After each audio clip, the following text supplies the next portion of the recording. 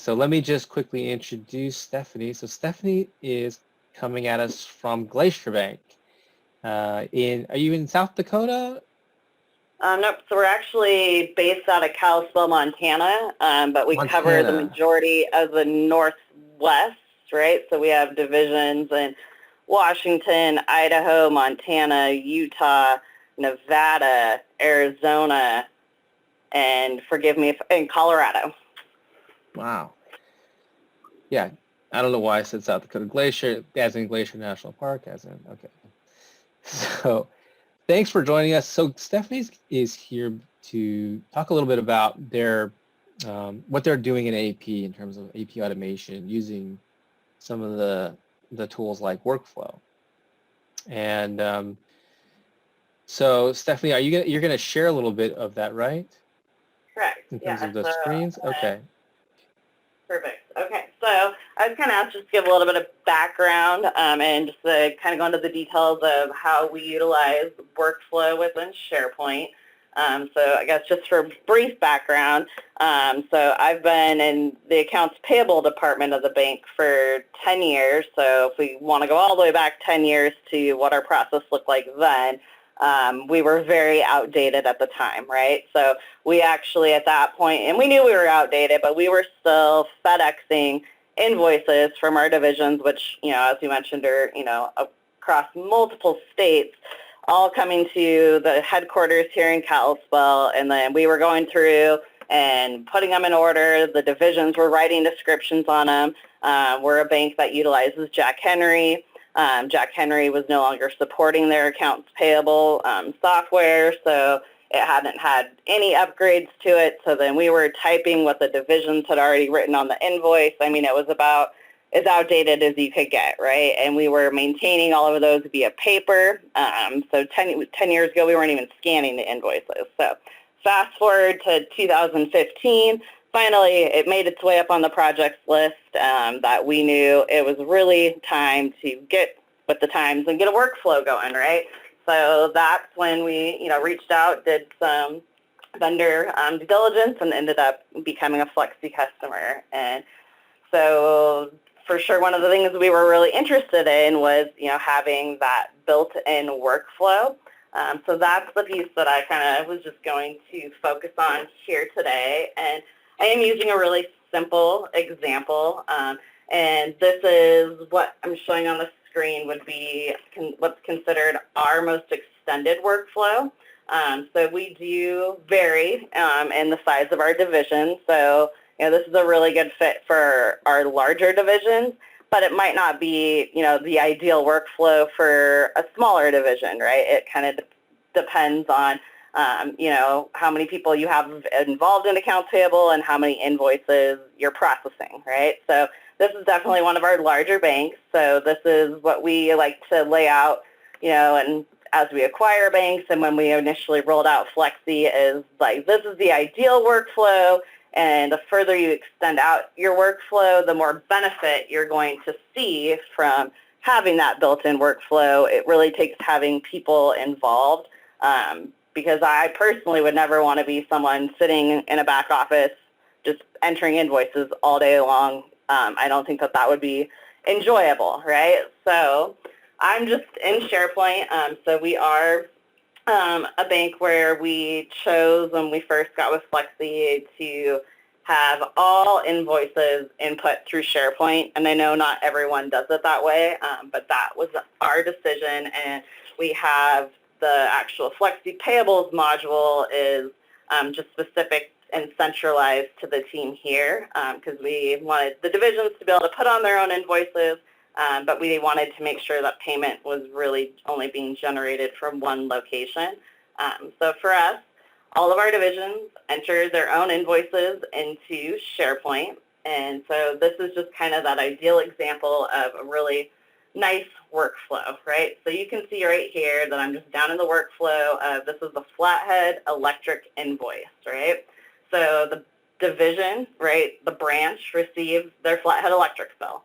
And what we like to do is actually even have the tellers trained, right? So when they have a few extra spare minutes, they can go in, they've got the mail, they've got their Flathead Electric bill, they've been trained how to enter this into SharePoint. So you'll see right here that sort of BB Betts would have been the teller who created the invoice, right? So she was trained, knew how to do it, entered it into SharePoint, and this is at 10:55 a.m., right?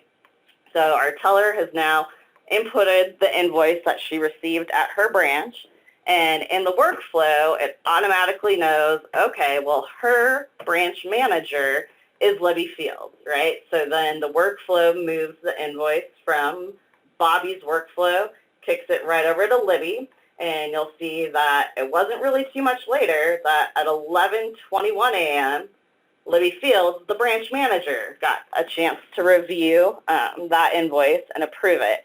And for us, we do find benefit in that because, of course, Libby, being the branch manager, is going to, by far be the one the most familiar with her electrical bill, right? She's going to know that it really belongs to her branch and that it seems reasonable, all of those good things, right? And so then Libby approved at 11:21. And from there, it goes to division accounting, right? So it is important to, of course, keep accounting in the workflow, right? So one of the concerns we always say when we're like, let's get, train your frontline staff, get them involved so, anybody who has an extra few minutes can put an invoice on, right? And it saves time for everyone when we do it that way. And they say, well, but the frontline staff, they don't know the GL accounts, right? So we don't want them putting on invoices. So one of the things that we did is we did create just most commonly used general ledger accounts, right? So a lot of the times when you're putting on just those basic invoices that you're getting at the branch, you're going to be using the same GLs, right? And so we provide that. So I don't think that's, the ultimate hurdle. I think it's just a matter of how much you want to get involved with, the training part, of course, is going to be a little time consuming, but the overall benefit at the end, there's definitely a payoff to. So we provide that to our tellers, but of course, in case, and it's not just tellers, but frontline staff and branch managers, in case, they weren't familiar with picking that correct GL, we want it to go to the division accounting team, right? And there are cases where invoices would just be put on by the division accounting team as well, but this is really just to show our most extended workflow, right? So on our division accounting teams, that, again, depends on the size of the division, right? So the larger the division, probably the more people you'd want to have involved in division accounting, just to make sure, same thing, that we're just kind of spreading that workload to make it reasonable to where you don't have anyone who's just spending all day doing accounts payable.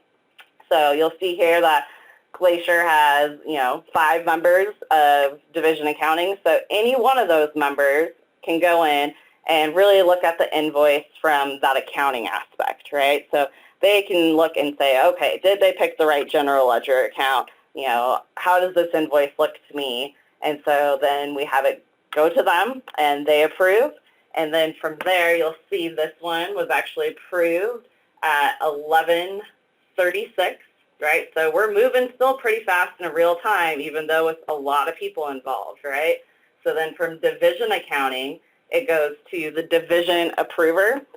So for a lot of our divisions, that would be, someone like a controller at the division. And we really feel like each of the people involved in the workflow are able to look at the invoice from a different perspective, right? So now you're at the controller, right? So your division accounting team's already reviewed it, your branch has already reviewed it, and now the controller gets a chance to take a look and see, hey, does this fit my budget? Is there any fraud going on? Am I seeing things that are unusual, right? So just having that last set of eyes at the division we feel is important.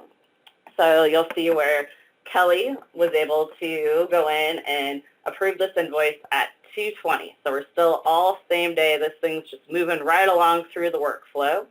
And then the final step in our most extended workflow is the team here, right? So the team here really has the responsibility of making sure that everything we've laid out in the way of audit requirements has been fulfilled. So we're looking at it at a high level there. Also, same thing, making sure that general ledger account looks good. And then we okay and generate payment from here. So you'll see this one was approved by the team here at 2:45, they would have processed in Flexi payables, very shortly after that. So you see in about 4 hours, we moved through a pretty extended workflow, but we really feel like this shows, for audit and all the different purposes that we've really put good eyes on it, good controls in place. And so having everyone get involved, we definitely, feel that there is benefit to that. But we also understand that that's the ideal scenario, and I would love to say that we, accomplished paying every invoice in 4 hours. That's not always the case, right? I wanted to pick a really basic example to just kind of show what that piece looks like. The other part I wanted to throw in there is we also do have the option of designated approvers, right? So not everyone is going to, not every single invoice is going to frontline staff, right? And you don't always have a branch manager. So this is really as extended as we get. But we also do utilize designated approvers as well. So anywhere along this chain, they could have also decided, so like if we switched it over to a loan example, right, where let's say division accounting got the invoice and they wanted someone from loans to have a look at it, right? So then we actually create designated drop-down boxes to where they can select that loan officer that they want to have a chance to take a look and approve that invoice.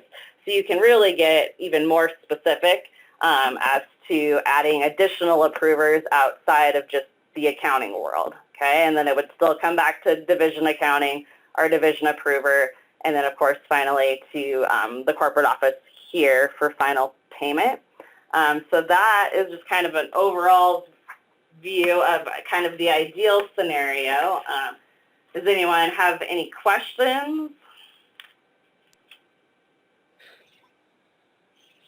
Looks like Richard was asking if you guys were using lazy approval. We do.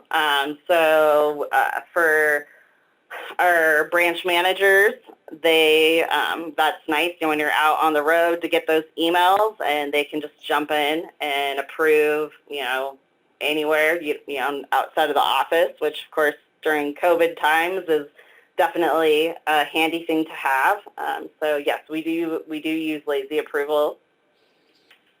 So yeah, I guess for us, really just spreading that workflow around, we really, that's how you find the benefit is, getting more people involved, even though we all understand that it takes more training, but really that is where we find the biggest benefit is really using that more extended workflow. And then it just overall in time makes less work for everyone.